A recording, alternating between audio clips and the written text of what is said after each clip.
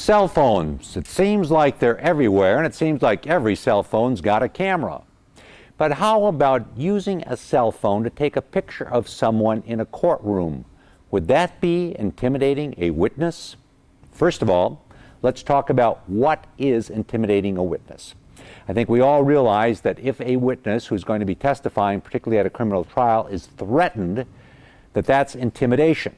Normally we think of threatening as the kind of things we see in the grade B movies where we got the bad guys who are there and look at a prospective witness and say, hey buddy, you testify, you're going to be sleeping with the fish.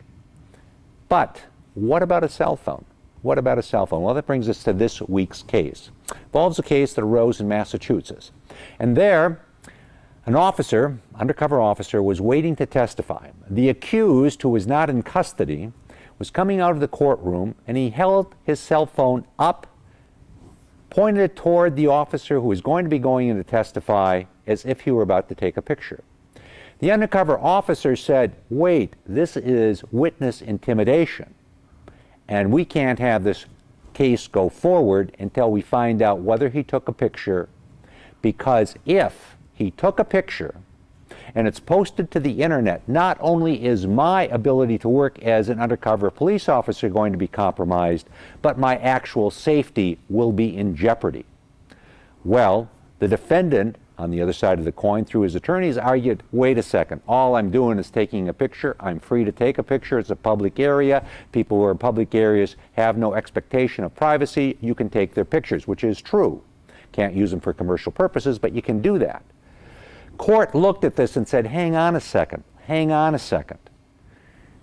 The officer is pointing out that if this picture is posted on the internet and he is identified as an undercover officer, that his ability to do his job is going to go the way of the dodo bird. And you know what?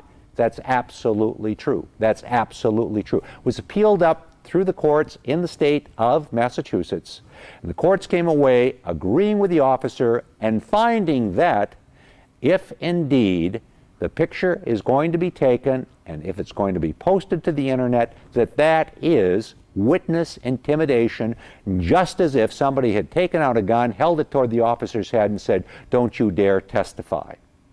Amazing what today's technology can do, amazing how we have to deal with it when confronting long-established legal rules and doctrines.